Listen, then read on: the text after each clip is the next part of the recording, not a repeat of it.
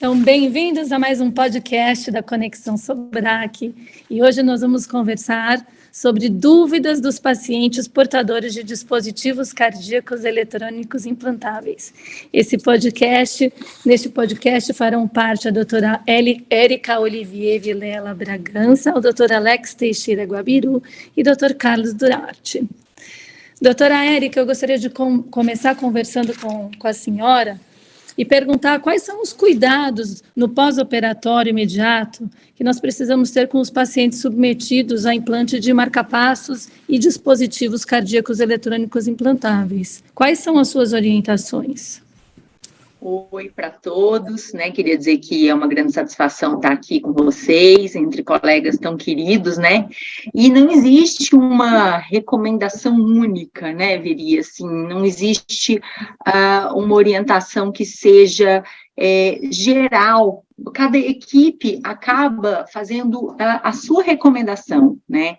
Eu, nos últimos anos, com o advento da pandemia, a partir de maio de 2020, eu fiz uma adaptação nessa questão pós-operatória em função da pandemia, mas que hoje eu acho que ela tem sido bem proveitosa. Inclusive, eu estou levantando esses dados para publicação, porque eu acho que isso traz um impacto importante no sistema de saúde. Então, eu hoje, para implantes de dispositivos que não CDI-BIV, que não pacientes muito graves, ou que eu tenha alguma intercorrência no POI, e que eu consiga fazer essa cirurgia no período diurno, de preferência antes das 19 horas, eu não interno mais os pacientes. Isso aos moldes dos pós-operatórios dos países de primeiro mundo, como o Canadá. Então, geralmente, os meus pacientes, eles internam às 11 da manhã, eu faço a cirurgia à 1, quando a sala não atrasa, né? Todos nós sabemos que essa também é uma realidade. Geralmente, 4 a 6 horas após o procedimento, se é uma cirurgia tranquila, que eu não tenho nenhuma intercorrência, eu dou alta para casa para esses pacientes. Eu fiz isso em função da pandemia, e eu mantenho fazendo isso porque eu não tive nenhuma complicação nesse período. Eu tenho um combinado com os pacientes de fazer um acompanhamento no dia seguinte através de uma foto da região, porque eu não vou passar visita para ver como está essa loja, né? Então, eles me mandam uma foto, se eu tiver qualquer dúvida, eles sabem que eles vão ser recrutados no consultório para eu estar dando uma olhada nessa loja. E nesse período, eu tive que recrutar apenas um paciente, porque eu observei um abaulamento de loja que não era real, era a posição realmente que ele estava com o braço. Eu também peço para os pacientes não deitarem de lado nos primeiros 15 dias, né, nenhum dos dois lados, para evitar essa mobilização realmente dos eletrodos, principalmente, né? Eu uso uma tipóia para eles sentarem, levantarem, ou quando eles vão dormir também, para evitar um pouco dessa movimentação do membro e deslocamento de eletrodo. Faço curativos diários, né? Eles saem do hospital com curativo cirúrgico e depois eles vão fazendo esses curativos em casa, e passei também a fazer pontos intradérmicos absorvíveis. Eu usava ponto intradérmico não absorvível, mas agora eu uso os pontos intradérmicos absorvíveis. E tem sido bem tranquilo esse pós-operatório, eu não tive nenhuma complicação nesse período. Eu sei que às vezes a minha realidade não se encaixa numa realidade global, né? Até gostaria de ouvir dos colegas como que eles fazem nos serviços, você, Veri, também como você faz no seu serviço, né, para os pós-operatórios, os cuidados de fase aguda. Essa sua alta precoce você tem adotado tanto para os pacientes submetidos a um implante novo, como aqueles pacientes que estão fazendo troca, ou você privilegia algum tipo de procedimento? Os mais simples, né, marca-passo dupla câmara, câmara única, trocas, e às vezes CDI, quando o paciente não é muito grave, um paciente mais jovem. Agora, se for um CDI num paciente mais grave, um CDI BIV, ou alguma complicação pós-operatório, num intraoperatório, que eu acho que seria valioso o paciente ficar internado para reavaliar no dia seguinte, aí esses eu mantenho internados. Então, eles sabem que a ideia, quando eles vão ser operados, é que eu vou dar alta no mesmo dia, mas que pode acontecer deles precisarem ficar internados. Ótimo. Os meus pacientes, principalmente de troca de gerador, eu costumo fazer assim também alta precoce, mas eu gostaria de ouvir a opinião dos outros participantes. Como que você faz, doutor Carlos? Olá, pessoal. Olá, toda a audiência da Conexão Sobrac. A linha de cuidados da nossa equipe, eu acho que a maioria dos colegas adotam, e é a questão da individualização por tipo de procedimento, como vocês mesmos haviam dito, e gostaria de contribuir ao que já foi dito em relação a alguns dispositivos diferentes, fora do habitual, né? Então, por exemplo, nós estamos com uma experiência com o leadless pacemaker, onde os cuidados pós-operatórios, né, o marca-passo sem eletrodo, ou marca-passo micra, ele é implantado pela femoral, uma veia aqui da perna. Então, os cuidados serão dedicados àquela perna, os cuidados pós-operatórios da punção.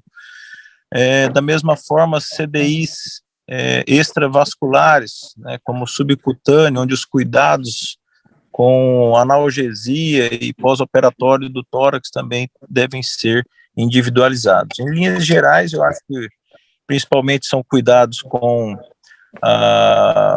o sítio cirúrgico, né, seja da incisão dos marca-passos tradicionais, com limpeza, cuidados com a própria analgesia, e retorno dentro de 15 dias. Isso é algo que vem desde a época onde a gente tinha que avaliar os eletrodos com 15 dias, porque tinha muito aumento de limiar, e acabou permanecendo até os dias atuais, independente do dispositivo, um retorno precoce. Doutor Alex, o senhor faz alguma coisa diferente? Gostaria de comentar? Olá a todos, é um prazer estar nesse podcast. E sim, eu acho que é salutar que vocês comentaram, a alta precoce, com o advento, né, das punções guiadas por ultrassom, e todas as estratégias que nós adotamos para a diminuição da taxa de complicações, a gente tem conseguido sim fazer alta precoce. O grande problema da alta precoce, com 6 horas, que eu acho que é uma meta a ser buscada, é que a gente opera muito tarde, né? Os atrasos no Brasil de sala, eles são quase que muito frequentes, né? Então a gente acaba tendo que dar essas altas muito à noite. Então, por vezes, por este motivo logístico, a gente deixa os pacientes pernoitarem no hospital. Mas concordo com tudo que foi dito, faço também pontos intradérmicos, só o curativo, que eu prefiro que ele saia com curativo plástico do hospital. Eu não deixo abrir esse curativo por algo em torno de 3 dias e depois faz curativo diário.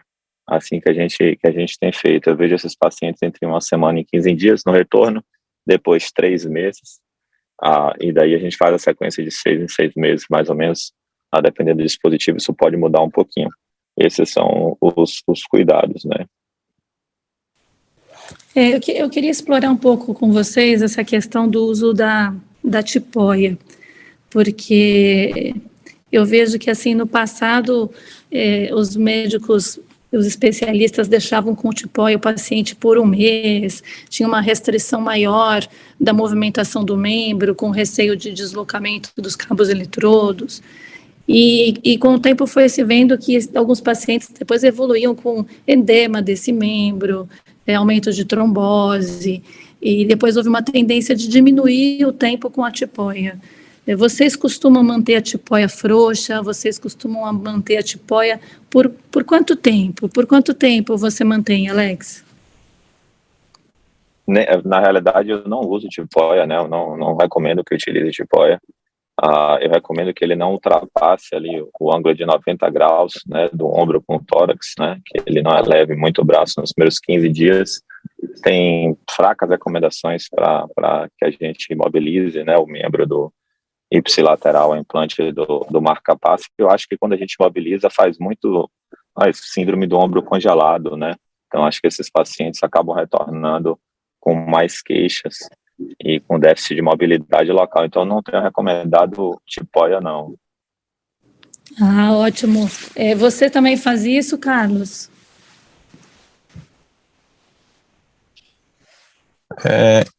Eu também não recomendo, né, o uso da tipoia. Eu gostaria de lembrar, né, a todos que o uso da tipoia ele advém de uma época em que os eletrodos tinham fixação passiva e o médico colocava o eletrodo e esse cabo eletrodo não tinha ele recomendava quase que o paciente ficar imóvel até você ter uma reação inflamatória e esse cabo eletrodo ficar fixo lá no coração.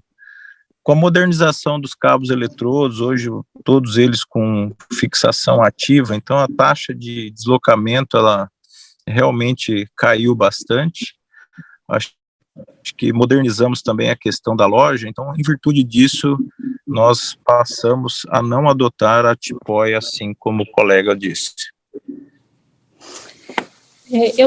Você sabe que eu gosto de usar a tipoia não como um imobilizador, mas como um lembrete ao paciente. Eu digo sempre para colocar a tipoia bem frouxa, que é para ele lembrar que ele foi operado, porque muitas vezes essa cirurgia ela é indolor e os pacientes esquecem, né? E muitas vezes os nossos pacientes eles já têm alguma idade.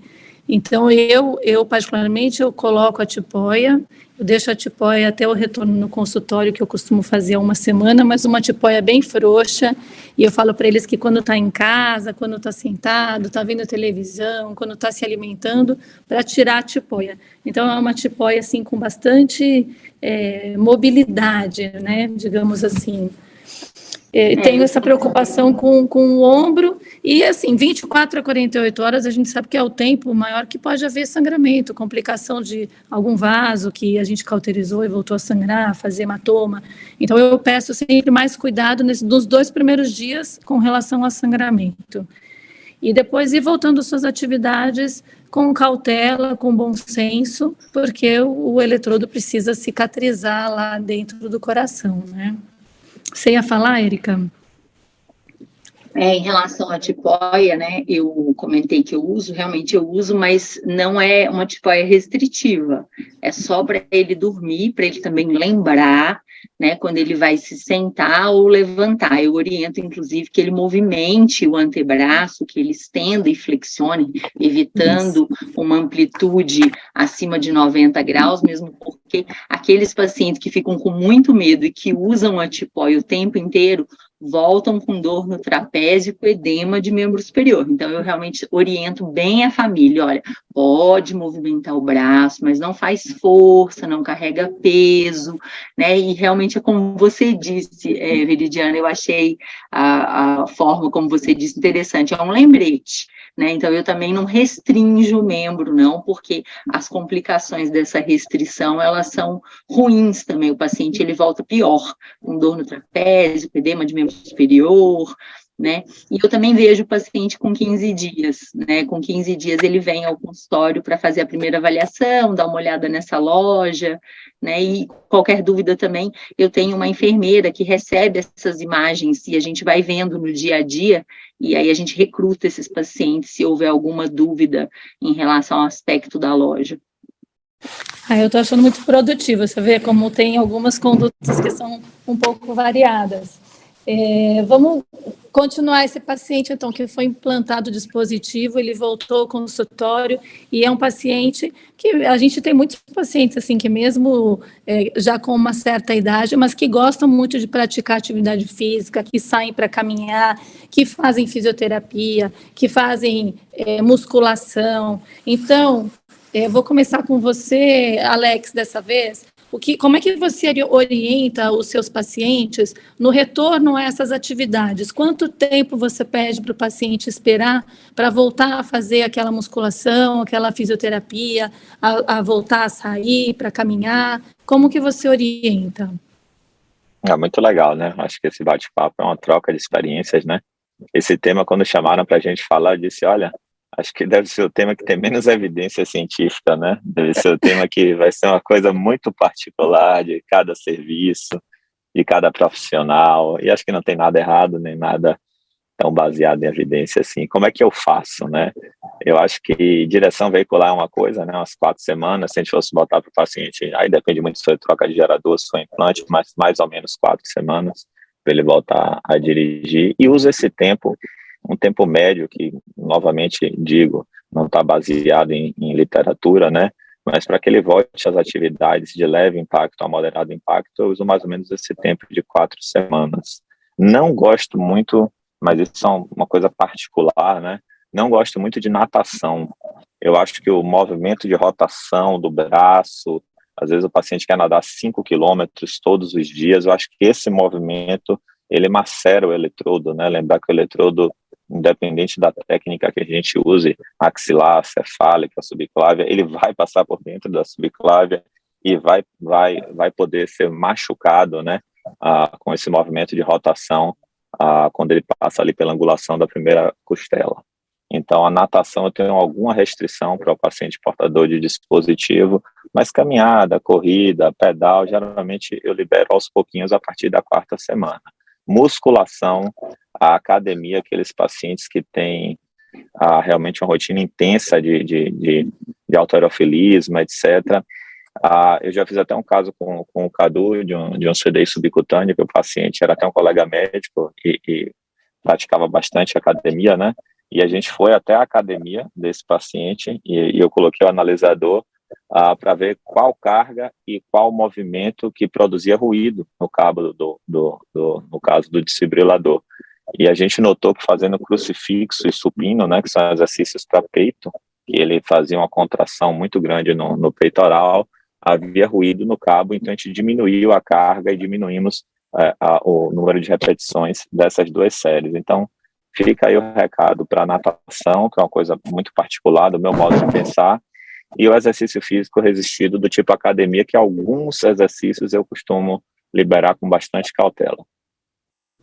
É super interessante esse caso seu, porque o CDI subcutâneo, né, poderia realmente ter mais interferência da atividade muscular. O Carlos também tem bastante, tem uma experiência muito boa com pacientes com implante de CDI subcutâneo. Como é que você recomenda, Carlos?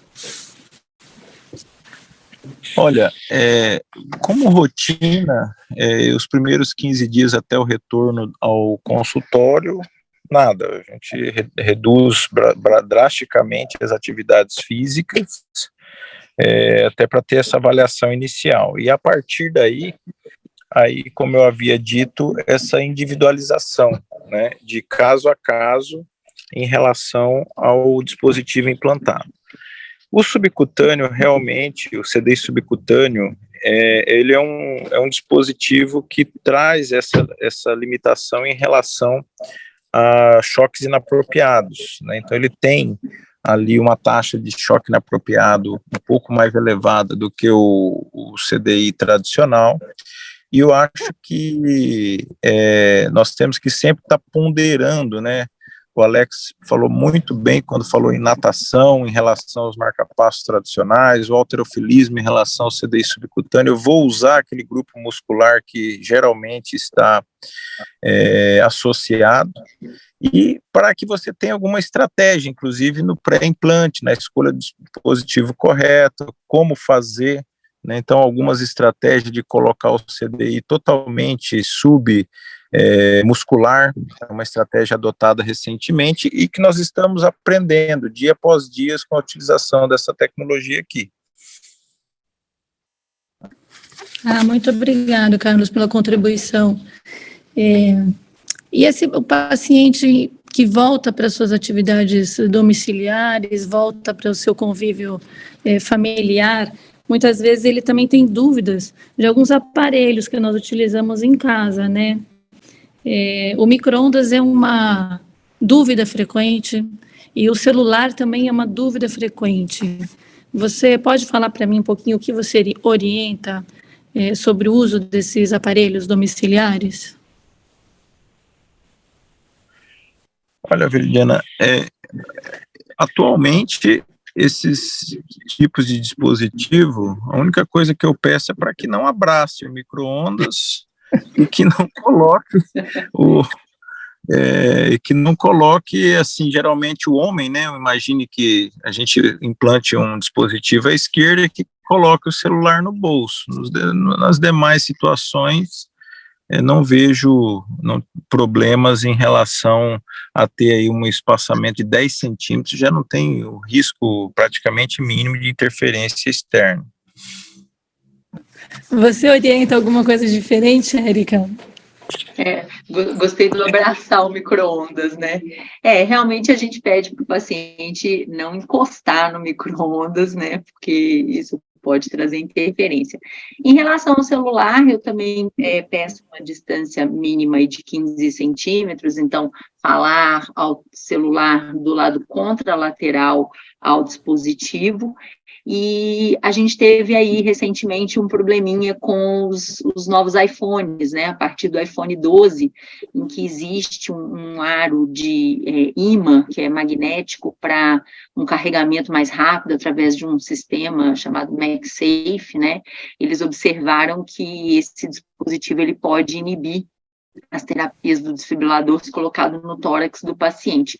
Como a gente nunca sabe qual é o dispositivo que o paciente, o celular que o paciente tem, e ele pode a qualquer momento passar a ter um 12, um 13, um 14, que tem esse halo magnético aí na parte posterior do dispositivo, então a recomendação eu faço meio que geral, né, eu peço 15 centímetros de distância, falar ouvir do lado contralateral, não colocar no bolso, e quando estiver carregando nesses dispositivos magnéticos, manter uma distância de 30 centímetros. Fora isso, eu não dou nenhuma outra recomendação. Perfeito, eu sigo também essas recomendações, assim como vocês falaram.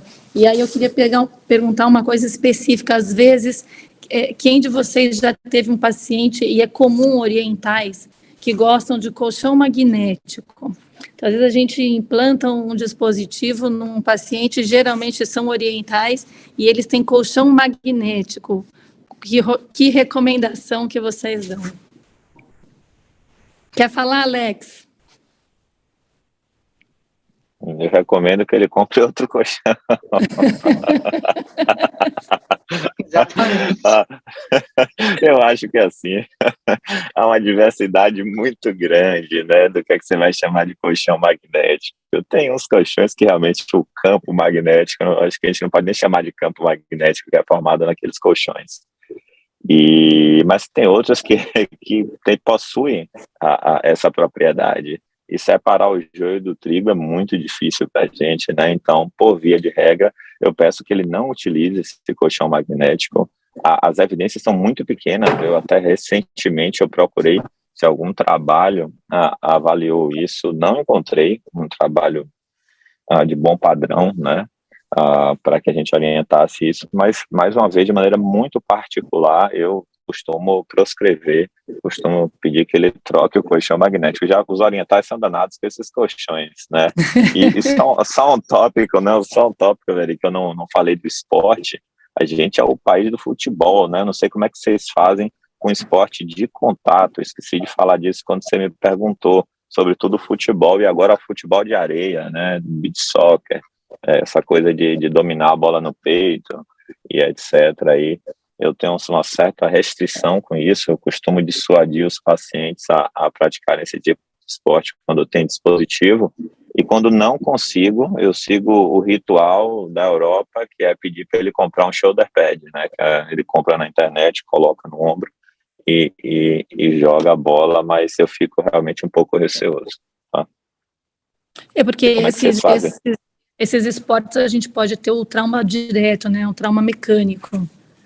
Eu também procuro esse tipo de esporte, eu sigo orientação como você segue também, eu tento dissuadir o paciente. E hoje nós estamos também, você tinha comentado sobre a natação, que, bom, o ombro é o nosso membro, o braço ali que faz o movimento mais complexo, né? Um movimento de 360 graus quando a gente nada. E hoje com o beach tênis também, a gente tem muito beach tênis que também tem uma movimentação bastante grande do ombro, né? E o que eu costumo orientar os meus pacientes é esse tipo de esporte, se ele tem esse hábito e ele não quer parar, é que existe um risco de deterioração mais precoce do eletrodo, e se vamos bancar isso, nós podemos bancar, mas aguardar mais tempo para reiniciar essas atividades após o implante do marca-passo. Então, para esses pacientes, eu recomendo que reinicie com mais de 2 meses, para aguardar mesmo, porque são movimentos muito complexos, né? Eu tive uma paciente tem a água, né, Verinha? E tem a água. Tem a água, né? Imagina, passar mal, ele quebrar o eletrodo nadando, né, na piscina, imagina só isso, ele dependente da estimulação cardíaca artificial. Eu sempre fico pensando nisso. Não sei se eu sou muito pessimista, mas eu penso. A gente tem, assim como base, quando a gente vê na literatura, né, 45 a 60 dias é o tempo de maturação do eletrodo, de cicatrização do eletrodo, mas eu tive um caso para mim que foi importante, de uma paciente que com 45 dias de implante do dispositivo, ela sofreu uma tentativa de assalto e o assaltante puxou a bolsa e ela brigou pela bolsa. E nessa luta pela bolsa, o eletrodo veio parar na subclávia. Então, eu acho que depende do movimento, a gente ainda corre risco. Então, esses pacientes que fazem essas atividades mais complexas, então eu prefiro aguardar um pouco mais, eu peço para esperar uns 2 meses e meio, para ter certeza que a gente não vai ter nenhum problema durante essa atividade física, né? Agora, eu em relação a isso, assim, é notório assim, a visão do cabo eletrodo, quanto ele nos atrapalha, né? Então, eu acho que o grande futuro, espero que esse podcast a gente possa, olha, na época a gente usava cabo eletrodo, porque no momento em que ele tem que se envolver a ponto de desaparecer, né? Então, hoje nós somos limitados, o dispositivo que nós temos hoje, que evita o cabo eletrodo, não é para uma minoria dos pacientes, mas eu acredito muito que em breve nós estamos colocando aí um dispositivo dupla câmara que vai ser mais amplamente divulgado, mais amplamente contemplado, né, para que possamos evitar o uso de cabo eletrodo. Essa eu acho que é uma tendência e espero que isso aconteça logo. Torcendo por isso, né? Em relação às atividades físicas, quando o paciente retorna com 15 dias, se não tiver nenhuma alteração de parâmetros eletrônicos em relação ao implante, nada muito diferente, eu libero ele para atividades leves, caminhada, uma coisa mais tranquila, e realmente libero, como vocês disseram, para atividades que às vezes ele fazia antes, uma musculação ou alguma outra coisa assim, com 1 mês. E atividades muito vigorosas, esportes de competição, de contato, futebol, eu realmente também tento dissuadir a não fazer, porque eu acho que o risco é muito grande, né? Então, acho que existem tantas atividades que ele pode fazer. Então, buscar alguma outra coisa que ele goste, mas que mantenha ele fazendo atividade física. Mas, no geral, é mais ou menos parecido com o que todos vocês fazem. Mas isso é um problema que vai aumentar, né? Recentemente tivemos a Copa do Mundo, jogador com CDI, né? Então, a nossa responsabilidade e o desenvolvimento da ciência em prol disso vai ter que acontecer. Estava recentemente numa discussão de cardiologia do esporte, em que o colega colocou, olha, na China tem um campeão lá de maratona que tem 93 anos, o que fazer com ele? Entendeu? Então a gente a todo momento vai ser desafiado em relação à atividade esportiva. Eu acho que o mais recomendado mesmo é individualização e discussão com o seu médico, né? Concordo. Eu acho que a gente tem que preservar sempre a qualidade de vida do paciente, né? O que eu sempre costumo falar para os meus pacientes é que, assim, que esse dispositivo foi indicado por um motivo para que dê qualidade de vida, que possibilite que ele volte às atividades habituais dele. Então, eu não costumo fazer muitas restrições. Eu restringo algumas coisas inicialmente, essas atividades físicas inicialmente, mas eu não proíbo nada. Eu não costumo proibir nada, a não ser que seja alguma coisa assim, como o Carlos falou, essa individualização, algo muito importante para ser proibido. Eu acho que os pacientes eles têm que ter a qualidade de vida, independente do dispositivo que eles estão, dentro das limitações da cardiopatia, né? não dentro das limitações do dispositivo, que eles sejam cada vez livres para fazer as suas atividades. E essa questão dos eletrodos, Carlos, talvez um dia nem marcar passo, né? Porque do jeito que a genética vem caminhando, a gente pode chegar um dia de tratamento genético e nem eletrodo e nem marca-passo nós vamos colocar. Nós vamos implantar células para fazer estimulação elétrica. Vamos ver onde a gente vai chegar, quanto tempo esse podcast vai ficar obsoleto ou não. Agora, a gente falou um pouco de colchão magnético, interferências também. Acho que uma dificuldade que os pacientes têm encontrado, né, diante da nossa orientação, mas também quando eles vão fazer exame, é a eletroneuromiografia. Então, às vezes nós temos pacientes diabéticos e que têm algumas alterações, às vezes alterações de sistema nervoso, de coluna, neuropatias periféricas, e aí é solicitado eletroneuromiografia para avaliação desses pacientes. O que vocês têm orientado o paciente que vai fazer uma eletroneuromiografia, seja portador de um CDI, seja portador de um marca-passo? Quer falar, Érica? Em geral, para paciente que vai fazer eletroneuromiografia, se ele tem um marca-passo, eu oriento a colocação de um ímã sobre o dispositivo, que ele vai passar para o modo assincrônico e vai evitar qualquer tipo de inibição da estimulação. Se é um portador de desfibrilador, aí esse dispositivo tem que ser programado. E um grande problema que eu vejo desses exames, eletroneuromiografia, ou mesmo ressonância, ou enfim, é que esses pacientes, eles têm que ter a sua programação feita no local onde vai ser realizado o exame.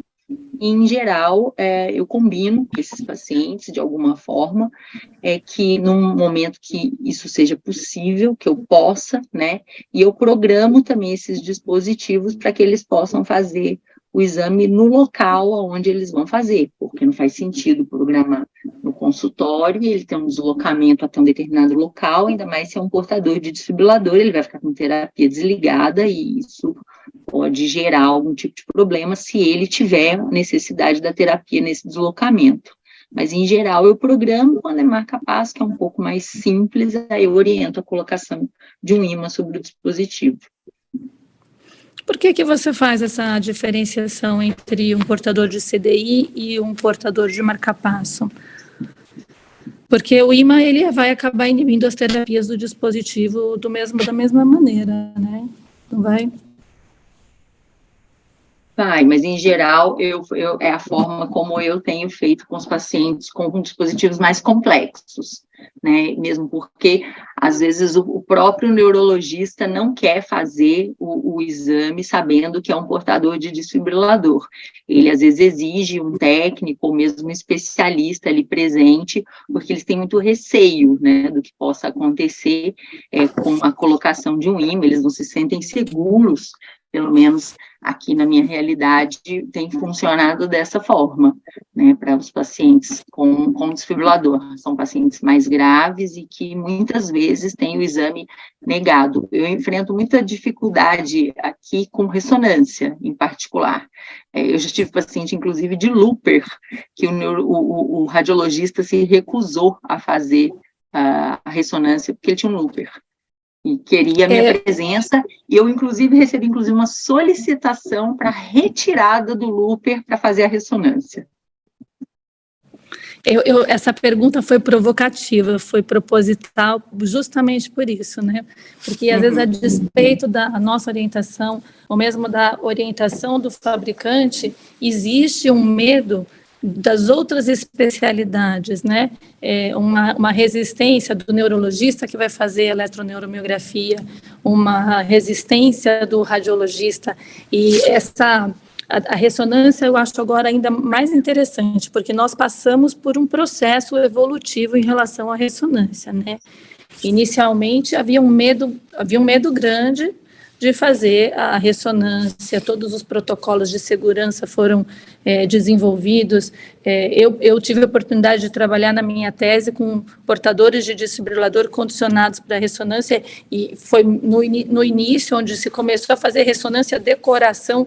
Então, eu mesmo tinha medo, até eu ir observando e acompanhando os meus pacientes e vendo que realmente era um exame que passou a ser seguro. Acho que toda a evolução, até como o Carlos comentou, do material, os dispositivos foram evoluindo, os eletrodos foram evoluindo, de forma que hoje realmente é menor essa interferência. O problema da ressonância, de tudo que muitas vezes as pessoas pensam assim, é o campo magnético, vai puxar o aparelho para fora, né?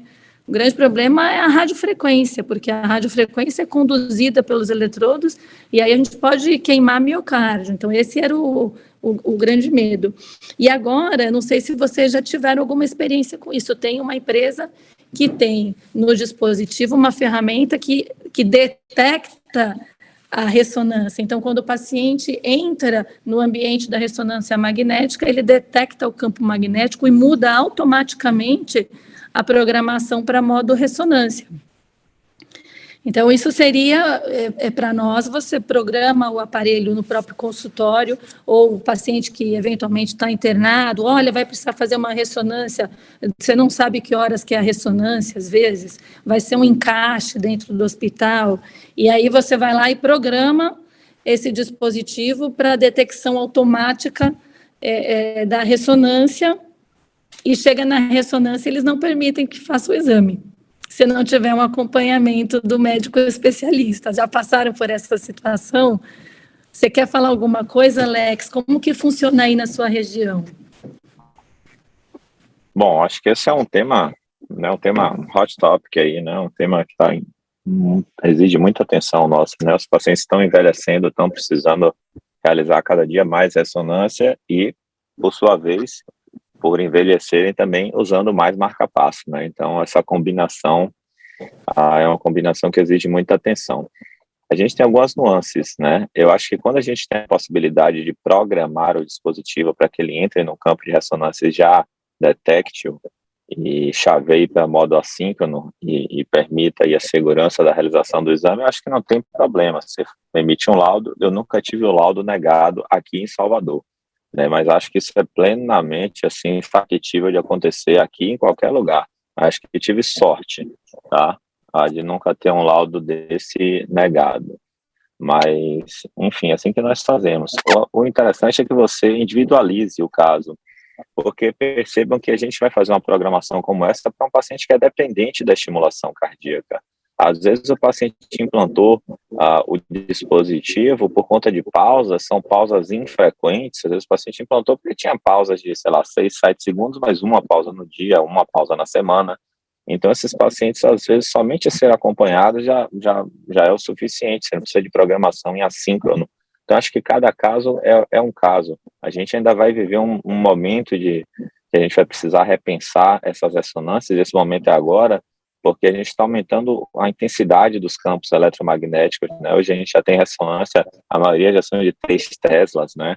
E a gente tem um domínio científico muito grande, até 1,5 Tesla, né? Onde tem o peso maior da nossa evidência científica está em 1,5 Tesla, e agora todas elas já são de 3 Teslas, e acho que a gente vai ter que repensar, realizar algumas, enfim, ajustes aí nas nossas condutas, mas esse é um tema muito quente aí.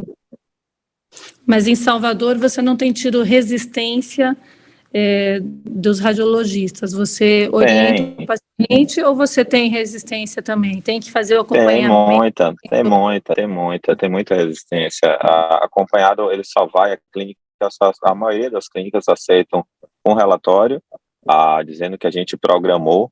Algumas clínicas, não vou citar os nomes aqui, as maiores redes fazem somente com a presença ou do técnico da empresa ou a nossa presença, e aí a gente vive um problema, né, logístico, né, aquilo que a gente estava comentando, de que isso pode gerar cobrança para o paciente, as empresas cada dia mais não querem prestar esse tipo de serviços, né, então aqui a gente tem também alguma resistência. Me referia a não ter resistência àquela questão da cartinha, a gente explicando que o marca-passo não precisa de programação, tal, que ele já se autoprograma. nesse aspecto aí eu já mandei uns 2 e aceitaram a carta, mas é um problema sim, ressonância, problemão. E o motivo, né, é uma coisa que a gente devia ter uma interação maior com quem pediu a ressonância. Acho que esse é um calcanhar de Aquiles de nós, estimulistas, né, arritmologistas. A gente precisa perguntar ao neurologista se aquela ressonância de fato mudará a conduta, né, do paciente. O ortopedista, ele quer uma ressonância do joelho do paciente porque vai mudar a conduta. Esse paciente, após a ressonância, vai para uma artroscopia ou não. Então, vamos fazer a ressonância. Mas, às vezes, são ressonâncias que, quando a gente diz, olha, já que vai precisar fazer a ressonância, a gente vai precisar de tais e tais e tais cuidados. Aí o colega já diz, opa, então eu já não quero mais a ressonância. Então, a gente precisa entender direitinho a real necessidade também do exame. Aí entra na individualização novamente, né? Que é muito, muito importante. Eu queria aqui fazer um comentário, porque às vezes a gente pede ressonância. Hoje, a ressonância é um exame que eu acho fantástico e ela dá uma precisão diagnóstica muito grande e que a gente tem usado também na cardiologia, né? Então, os pacientes que têm miocardiopatia, na avaliação da miocardiopatia, hoje a gente usa ressonância até para avaliar o paciente na indicação do dispositivo, de um CDI, de um ressincronizador. E uma coisa interessante que a tese que eu fiz, a gente tem muito artefato do desfibrilador na ressonância de coração, porque ele é um dispositivo maior, com uma maior carga ferromagnética. Então, eu comecei a adotar para os meus pacientes, aqueles pacientes que têm indicação de desfibrilador, como tem pacientes que têm uma carga de arritmia ventricular grande, que já tem uma quantidade de fibrose, às vezes eu peço a ressonância até para ter um exame basal de ressonância magnética cardíaca antes do implante do aparelho, para que você possa avaliar essa fibrose, como que ela está evoluindo, e no futuro, se o paciente precisar de uma ablação, precisar de uma intervenção, você ter ideia de como que está a fibrose nesse miocárdio. Carlos, você tem tido alguma dificuldade com ressonância magnética nos hospitais onde você trabalha? Olha, as dificuldades eu acho que elas são comuns, né? Eu acho que em relação à radiologia no nosso serviço diminuiu bastante. A gente tem alguns problemas hoje na gastro, com endoscopia, com colonoscopia, se vai fazer pólipo, se não vai. Então existe uma dificuldade hoje na nossa realidade, mas a gente trabalhou bastante com os radiologistas. Acho que o Dr. Alex foi muito feliz quando disse que essa comunicação ela é de suma importância. E eu queria ressaltar assim, um dos maiores problemas que nós já tivemos e ressaltar a toda a nossa audiência é saber exatamente o que você tem no peito. Eu trabalho, né, vocês sabem, gosto de fazer extração, e quando você faz uma extração, a pergunta é, você fez uma extração completa ou incompleta? Porque, eventualmente, você fez uma extração incompleta e fica lá um pedaço de eletrodo. E esse é um grande problema para a ressonância, sabe? Eu acho que, ok, você olha a carteirinha. Eu tive uma paciente que tinha uma extração incompleta por fratura, em que a gente fez a extração para ganhar acesso. Então, assim, na carteirinha dela, quando foi o implante, ela estava com a carteirinha com marca-passo compatível, eletrodos compatíveis, mas tinha pedaço de eletrodo da extração eletrodo antigo prévio. Eu acho que isso é algo que é de suma importância a gente documentar, e se tiver eletrodo abandonado ou extração incompleta, isso é o que traz o maior complicador numa ressonância, por exemplo. Tá, eu acho que isso é algo que eu gostaria de ressaltar a toda a audiência, saber exatamente, doutor, eu estou com marca-passo, sobrou o eletrodo do antigo, não tenho, porque é muito frequente a gente ver carteirinhas em que a gente não sabe previamente o que tem. Então, isso acontece quando a gente, às vezes, recebe paciente para dar esse tipo de orientação, a primeira coisa é fazer uma radiografia, porque às vezes você não tem o histórico daquele paciente, não foi você que implantou, não foi você que acompanhou aquele paciente. É fundamental, acho fundamental isso que você falou, Carlos, e realmente essa preocupação e esse cuidado com a carteirinha é uma responsabilidade nossa, né?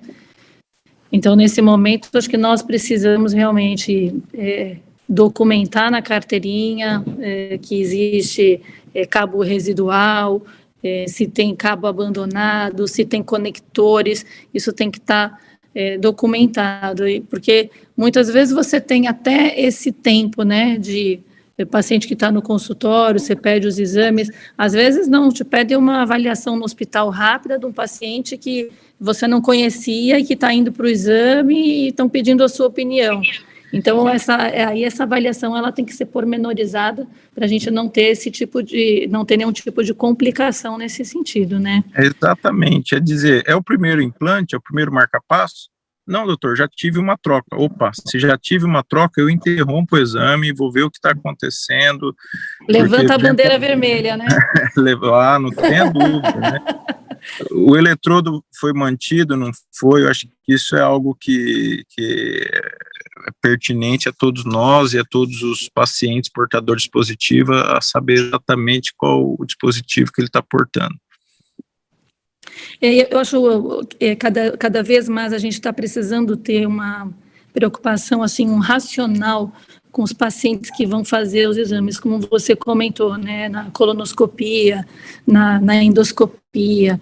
Às vezes o paciente vai para um exame que é um exame puramente diagnóstico e que não tem a perspectiva de necessitar de uma biópsia, de uma retirada de pólipo, de uso de eletrocautério, e tem outros não, que outros nós sabidamente conhecemos que existem patologias prévias e que a chance de precisar de procedimentos é maior.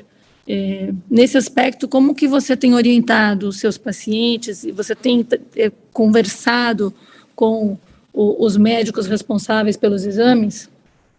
Como eu disse, a gente aqui tem feito um trabalho, concluído um trabalho na rádio, agora estamos indo para esse setor da endoscopia, inclusive criando um protocolo intra-hospitalar para que essa comunicação fique mais fácil, né? Para o colega também é compreensível, ele não tem o entendimento daquilo que possa causar qualquer tipo de dano, né?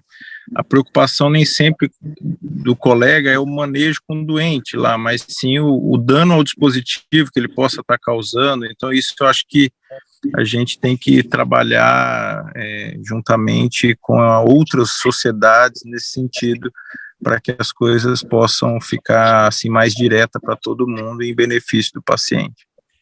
Olha, acho que esse é um caminho a se seguir, Carlos. Nós temos que continuar essa conversa depois dentro da sociedade, a seguir um caminho como esse, para que nós possamos ter essa interação com as outras disciplinas, né, para que seja uma coisa multidisciplinar, porque eu acho que o medo deles é de lesão do dispositivo, mas é também do próprio paciente, né, quando fala que é um dispositivo cardíaco, tem medo de que o dispositivo se iniba e que o paciente tenha uma síncope, faça uma sistolia. Então, assim, é compreensível esse receio diante dos nossos pacientes nessas outras especialidades. Acho que precisam de mais estudos e precisam de mais protocolos e orientação e essa interação entre a nossa especialidade e as outras. E os dispositivos estão cada vez mais complexos, os pacientes tendo dispositivos cardíacos, dispositivos neurológicos, interações entre os dois, então imagine. E aí, mudando um pouco de assunto, uma coisa que a gente precisa também orientar esses pacientes quando vão fazer procedimentos odontológicos. A Érica está mais quietinha agora. Ô, Érica... quando seus pacientes precisam fazer procedimentos odontológicos, extrações, implantes, e aí vem aquela cartinha do odontologista pedindo orientação e avaliação, porque o paciente é portador de um dispositivo cardíaco, Quais são as suas recomendações? Eu acho que começa inicialmente, uma das preocupações que o dentista tem, né, é em relação ao anestésico. Eles sempre perguntam que tipo de anestésico eles podem usar. Então, acho que vai depender aí da cardiopatia de base, se existe presença de arritmia ventricular ou não, então, no uso de uma quantidade de vasoconstritor ou não, porque os dentistas usam bastante vasoconstritor. Então, acho que esse é um primeiro detalhe.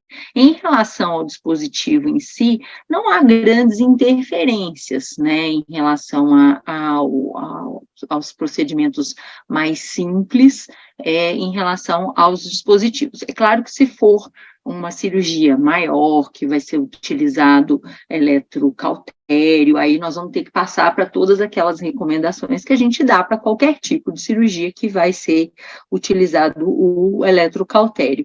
Em geral, não existe uma recomendação para profilaxia antibiótica, mas eu particularmente, eu prescrevo para os meus pacientes, porque seria uma complicação muito grave, então eu prefiro, nesse sentido, estar utilizando antibiótico profilático nesses pacientes. Não sei como que vocês atuariam nesse sentido. Como que você conduz, Alex, antibiótico profilaxia nos pacientes que vão para procedimentos odontológicos ou mesmo outras cirurgias? Que orientação você dá? Certo. No caso de procedimentos odontológicos, acho que essas são as duas dúvidas mesmo. A doutora Érica comentou muito bem, né? O vasoconstrictor, eu costumo ser mais liberal com o vasoconstrictor. Eu acho que, poxa, o bom uso do vasoconstrictor, né, o bom uso que digo, a dose corrigida, etc., para o paciente, acho que ele traz muitos benefícios no intraoperatório. Eu costumo ser mais liberal, salvo honrosas exceções, né? Talvez TVPC da vida, eu não vou liberar o vasoconstrictor. E com relação à antibiótica terapia, eu acho que hoje tem mais a ver com o tipo do procedimento odontológico, se ele vai ser cruento, e para os dentistas, tudo que abre gengiva, né? Tudo que mexe em raiz. Eu acho que aí o antibiótico profilaxia, ela é imperativa, né? Mas nos outros casos, às vezes ele manda para um procedimento super simples e eu acabo não fazendo antibiótico profilaxia não, mas realmente esse certo desconforto que a doutora Érica manifesta tem total lógica, né? Endocardite infecciosa, no meu modo de pensar, das complicações crônicas, é a pior dos dispositivos, né? Então, mas eu faço assim, acho que individualizo, a resposta seria individualizar, de via de regra, não vejo problema com o vasoconstrictor, e antibiótico profilaxia para procedimentos cruentos, é assim que faço. Você também faz assim, Carlos? Sim, de acordo aí com o que o Dr. Alex colocou, eu também recomendo a profilaxia. A gente sabe que, na verdade, é quase um off-label, mas a saúde dentária nossa, então a gente procura fazer ali uma individualização mais uma vez para que possamos orientar essa antibiótico profilaxia procedimento dentário. E essa nossa higiene bucal, ela é muito importante, né? Não só nos pacientes portadores de dispositivo, mas aí a nossa preocupação é maior, né? O risco de endocardite, como o Alex falou, em portadores de próteses cardíacas. Eu costumo, inclusive, conversar com os meus pacientes e perguntar se eles estão fazendo acompanhamento odontológico para manter a saúde bucal. E aqueles pacientes, quem tem ambulatório de serviço público, é mais difícil ainda, porque o acesso ao tratamento odontológico para esses pacientes é mais difícil, né? Então, acho que essa é uma preocupação realmente, porque a infecção do dispositivo é sempre catastrófica na nossa especialidade, né? E um outro questionamento comum para aqueles pacientes, e hoje está cada vez mais comum os pacientes viajarem de avião, e tem aquela preocupação na hora de viajar, se os pacientes podem viajar, alguns acham que a altitude pode interferir no funcionamento do dispositivo. Qual a recomendação que você faz, Carlos, quando o paciente vai pegar avião e vai passar no aeroporto, nos detectores de metais? Bom, eu acho que esse de altitude, se ele estiver viajando no avião pressurizado, que eu recomendo altamente que seja feito uma viagem no avião pressurizado, não for aqueles aviões da FAB, né? Aí acho que ele não vai ter problema com isso, não. Mas, realmente, os detectores de metal nos aeroportos, a gente pede para evitar, né, que ele se identifique. O cartão é um cartão internacional. Alguns serviços aí de São Paulo, curiosamente, viu, Veridiana, a gente atende paciente de muito lugar, né? Acho que é uma prática comum, né? Você acaba nesse mundo cosmopolita se atendendo gente de todo lugar aí. E alguns pacientes aí de São Paulo, eu vejo o cartão em 3 idiomas, né? Português, inglês e francês. Eu já vi aí da BP, tem alguns cartõezinhos aí com 3 idiomas. Mas o cartão, ele é internacional, né? Ele tem inglês, e as pessoas identificarão facilmente que aquele paciente é portador de dispositivo de estimulação cardíaca artificial, e ele vai passar pela revista manual, né? Ele vai passar pelo detector de metais, aquela manualzinho, aquele menorzinho que não interfere. Essa é a grande coisa ali da viagem de avião. Porta de loja de departamento, essas lojas de departamento mais habituais, é uma dúvida também dos pacientes, não tem interferência atualmente, né? Não é dessas casas aí onde eles compram confecções. Acho que é isso aí, o principal do aeroporto é que ele vá com a carteirinha dele e viaje pressurizado, né? Que se identifique como portador de uma capacidade de dispositivo. Com certeza, né? senão habita, né, também. E essas, vamos aproveitar então, e porta de banco. Qual tem sido a conduta de vocês em relação à entrada no banco? Porque saiu aí um estudo, que é um estudo um pouco menor, falando que não tem interferência. Eu já tive um paciente que depois que passou na porta do banco, teve que fez um reset do dispositivo. Quais são as orientações que vocês dão em relação à passagem em detector de metal de porta de banco? Fala. Olha, você, Alex, que você já estava falando. Então vai, Érica. Não, é porque eu dou a mesma recomendação que para o aeroporto, né? E são detectores de metal, eu solicito ao paciente, oriento o paciente. Aliás, a gente atende paciente todos os dias assim, né? Eles vão viajar, eles ficam numa preocupação. Hoje mesmo eu atendi um paciente assim, ai, doutora, eu vou viajar, preciso que a senhora olhe o marca-passo antes, e o que eu tenho que fazer? Né? Então, a orientação é realmente eles apresentarem a carteirinha do marca-passo, seja aquela fornecida pela empresa ou as clínicas que fornecem. Eu tenho uma carteirinha própria, que também em inglês e em português. Eles se identificam como portadores de marca-passo, para que eles não passem pelos detectores de metal, e como a Alex falou, aqueles detectores de loja, eles não trazem muito problema. Eu peço para eles só não ficarem paradinhos ali do lado por muito tempo. E em relação à porta de banco, a mesma coisa, né? Então, tem pacientes que às vezes chegam falando, doutora, mandaram eu passar assim mesmo, e que estava desligado, né? Eu peço para eles se identificarem e evitarem passarem pelo detector de metal de porta de banco também. Eu acho que é interessante a gente ressaltar essa questão da porta do banco, porque teve um estudo que saiu, que foi um estudo pequeno, que não detectou interferência, né?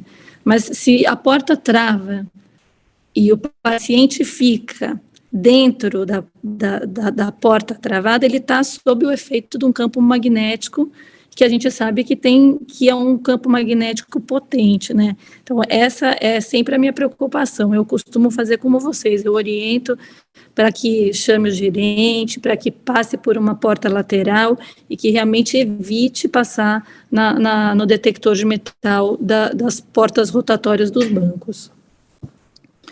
O Alex queria falar alguma coisa? Eu não sei se vocês têm notado que a maioria dos bancos, sobretudo esses bancos que, enfim, não são os bancos mais habituais, são aqueles bancos mais personalísticos, etc. Na porta desses bancos, eles têm colocado avisos, né, que aquela porta foi preparada para o portador de dispositivo cardíaco total de estimulação, e teoricamente, essas portas têm um campo eletromagnético menor, né? Eu tenho receio, eu peço sempre que passe pela porta lateral, mas isso é um relato, assim, muito pessoal, eu tenho visto com frequência esses bancos, assim, que tem um público menor, eles têm essas portas aí com esses avisos, tá? Então, é uma coisa que vai chegar para a gente, esse questionamento, de maneira mais frequente. Eu ainda não botei 100% de fé nisso, não, para ser sincero. Eu acho que essa é uma preocupação, é uma conversa que a gente poderia levar até para dentro da sociedade da Sobrac, porque eu tenho visto, eu não vi nos bancos, mas tenho visto pacientes, inclusive vou falar aqui, parece que a Caixa Econômica Federal colocou também uma nota como essa que poderia passar, e me parece que isso está embasado num estudo pequeno que foi feito aqui com perto de 30 pacientes. Então, na realidade, acho que nós precisamos saber quais são realmente as características e o funcionamento dessas portas para que a gente possa tomar um posicionamento. Então, o que eu costumo falar para os meus pacientes é, olha, até o momento, o que a sociedade de especialistas recomenda que não se passe. Porque nós não temos um embasamento e nós não conhecemos cada porta como ela tem funcionado, a não ser que esses bancos, eles passem a apresentar para a sociedade a forma como essas portas estão sendo programadas, qual que é o campo magnético e por que não oferece risco aos nossos pacientes. A gente tem pacientes que são dependentes, pacientes que não são dependentes, e aí você não tem como avaliar esse risco, né? Eu tenho esse receio também. Eu já tive que fazer por escrito para o paciente, porque ele não conseguia entrar no banco, mesmo com orientação de chamar o gerente, de explicar a situação, de passar pela porta lateral, mas eu tenho receio também. Eu também oriento dessa forma e às vezes tem que dar por escrito, mas isso que você falou, Veridiana, é uma coisa bastante importante, né, que a gente tem que entender como são essas portas, né? Se realmente essa nossa proibição tem fundamento, né? Se a gente deve manter isso ou se não, né? Então, acho que é uma coisa bastante importante mesmo. Falta um embasamento para a gente, né? Sim. Eu acho que o nosso tempo está avançando, mas antes de eu pedir para vocês algumas considerações finais, eu lembrei aqui uma coisa interessante também, às vezes, principalmente por causa do Alex, que mora na beira da praia, às vezes a gente atende uns pacientes mais esportistas que gostam de fazer mergulho autônomo.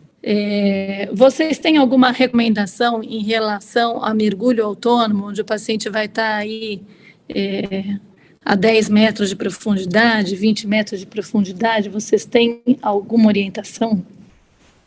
Que não faça, né? Que não faça mergulho.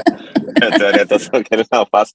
Realmente tem uns pacientes que são sui generis, né, Veri? Porque parece que ele colocou o marca-passo. Eu tenho um paciente com a tetralogia, ele falou que colocou o marca-passo e queria ser paraquedista. Eu disse, não, né? Não vai ser paraquedista agora. Você com o marca-passo, tetralogia, ele falou, vai querer saltar profissionalmente de paraquedas. Acho que não é o momento da sua vida, né, de você mudar de sua profissão. Então, assim, veja, o mergulho, eu tenho uma certa dificuldade com água e portadores de dispositivo, porque eu acho que a água é o pior lugar para se ter uma complicação mecânica no portador de dispositivo. É o pior lugar para você fraturar um cabo, é o pior lugar para você ter uma perda de captura. Então, eu acho que, sobretudo com 10 metros, né, mergulho de apneia, né, que você se referia, né, que o paciente mergulho autônomo. Mergulho autônomo. Você vai ter uma pressão atmosférica maior ali de qualquer maneira, né? Seja em apneia ou seja com o cilindro. Você está sobre uma pressão atmosférica, porque você está com uma coluna de água, né? Eu acho que esse não é um bom esporte para o paciente portador de dispositivo.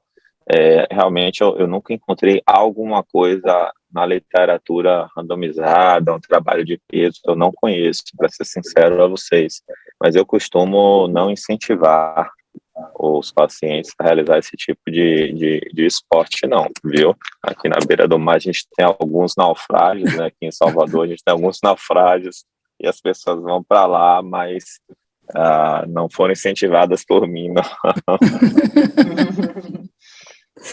Vocês têm, Carlos ou Érica, pacientes que praticam mergulho, que gostam? Vocês já precisaram dar alguma orientação nesse sentido? Eu nunca tive que dar essa orientação, mas às vezes eu brinco com o paciente, né, que eles falam, doutora, mas eu vou colocar marca-passo e depois o que eu não vou poder fazer? Eu falo, olha, só não vai poder mergulhar e pular de paraquedas. E um dia uma senhora dessas me fala, mas era meu sonho pular de paraquedas. Poxa vida!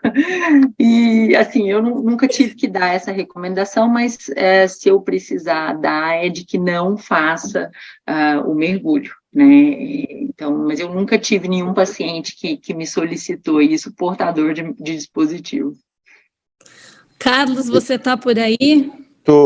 Eu, na verdade, eu não tenho experiência com mergulhadores, mas a minha recomendação seria, como a doutora Alex, vamos trocar o esporte, que eu acho que é o mais recomendado, principalmente se o paciente for dependente e tal. Então, eu acho que sim, é algo que deve ser evitado.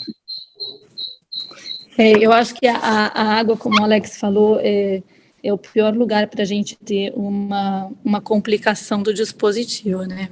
Mas eu ainda vejo que um dispositivo que está funcionando bem, a chance dele fazer uma fratura debaixo d'água, ela é rara, né? Eu tive uma paciente que queria mergulhar de qualquer jeito, e eu pedi recomendação para a empresa, pedi orientação, porque a minha preocupação era o funcionamento do dispositivo sobre a pressão atmosférica exercida durante o mergulho, né? E a recomendação que eu tive é que até 10 metros que poderia.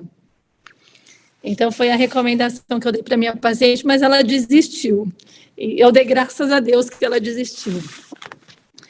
Nós estamos chegando aqui ao final. Eu queria saber que vocês falassem uma consideração final que vocês gostariam de falar nessa orientação para os nossos pacientes portadores de dispositivo. Podemos conversar com você, Carlos? Sim, eu acho que gostei muito desse bate-papo, super interessante, justamente porque é um consenso que não há consenso. Então, acho que o mais importante como mensagem ao portador de dispositivo é buscar a orientação do seu especialista, do seu cardiologista, que ele vai estar amplamente amparado, e aos colegas estimulistas, né? A recomendação é que sempre cheque além da carteirinha. No caso, como eu disse, em relação ao cabo eletrodo, vá além da carteirinha, que às vezes a gente se surpreende. Perfeito, obrigado, doutor Carlos Duarte. Doutor Alex, o senhor gostaria de fazer alguma consideração final? Eu gostaria de agradecer, né, a todos que nos ouviram até agora. Achei super legal esse podcast, porque realmente é uma coisa muito individualizada, né? Esses questionamentos, a gente faz coisas diferentes, né? De estado para estado, de profissional para profissional e, sobretudo, de paciente para paciente, né? Então, achei super legal essa troca de experiências, e isso vem corroborando com o fato de que quando você implanta um dispositivo num paciente, é um filho que você ganha, né? E o paciente ganhou um outro pai ou uma outra mãe. Então, você fideliza e é fidelizado tudo ao mesmo tempo, e esse paciente você tem que ter muito à mão, né? Você tem que saber o esporte que o paciente faz, os hábitos do paciente. A gente falou aqui de saúde bucal, tem que se importar com se o paciente vai ou não ao dentista, se o paciente pratica ou não esporte, qual o tipo do esporte, onde que o paciente anda, se o paciente frequenta campo magnético, um monte de coisa que em outras especialidades esses dados não são tão relevantes assim. Então, é uma fidelização mútua, né? E eu recomendo muito que as pessoas andem nessa linha, que eu acredito que os pacientes terão menos problemas. Agradeço mais uma vez a atenção de todos aí, uma excelente noite. Nossa, um bate-papo muito gostoso mesmo, muito produtivo. Doutora Érica, você gostaria de fazer uma consideração final? Eu gostaria de dizer que também esse podcast foi muito gostoso, né? Foi muito interessante. E eu acho que a grande palavra que ficou aqui para todos nós é individualização, porque a gente deve entrar na vida desse paciente além do marca-passo, né? Tudo isso que o Alex falou, em saber quem é aquela pessoa portadora daquele dispositivo. E o que o Carlos falou, saber o que tem além daquele dispositivo, né? Então, eu acho que tudo isso é muito importante. E também fazendo minhas as suas palavras, Veridiana, que quando a gente, às vezes, não sabe, né, porque a gente não sabe tudo, né, a gente buscar na fonte, buscar com as empresas, né, procurar saber daquele dispositivo, daquele fabricante, se aquele determinado, aquela situação que aquele paciente quer vivenciar, se é permitido ou não, o que existe na literatura, o que existe sobre o que não tem consenso, né, porque a gente ainda não sabe sobre todas essas questões que a gente conversou aqui, e acho que fica, né, aí realmente para a sociedade a gente buscar responder a essas perguntas de uma forma bem objetiva, né. Eu queria agradecer demais vocês, foi muito gostoso. Eu acho que esse podcast, ele está muito, assim, naquela consideração do especialista, né. Nós não temos, assim, grandes estudos para embasar isso que acontece com a gente e essas situações que a gente se depara no dia a dia do cuidado integral com esse paciente. Porque esse cuidado integral é aquilo que o Alex falou, aquilo que o Carlos falou, que você falou, são várias situações nas quais os nossos pacientes se deparam e nós somos a referência para ajudar esse paciente, para orientar esse paciente e orientar o outro profissional, eventualmente, que está cuidando dele também. Então, acho que fica essa mensagem da individualização do nosso tratamento, do nosso cuidado com o nosso paciente, entender esse paciente, todas essas questões, né, de esporte emocional e física também. E foi um prazer muito grande conversar com vocês aqui. Eu quero agradecer a doutora Érica Olivier Vilela Bragança, o doutor Alex Teixeira Guabiru, diretamente de Salvador, e o doutor Carlos Duarte, hoje lá em Rondônia. Acho que foi um bate-papo muito gostoso e que vai poder engrandecer as pessoas que puderem ouvir e estarem com a gente até agora. Então, muito obrigada a vocês. Um abraço, tchau a todos. Beijão, gente. Uma excelente noite. Beijão, beijão, Tchau. beijão.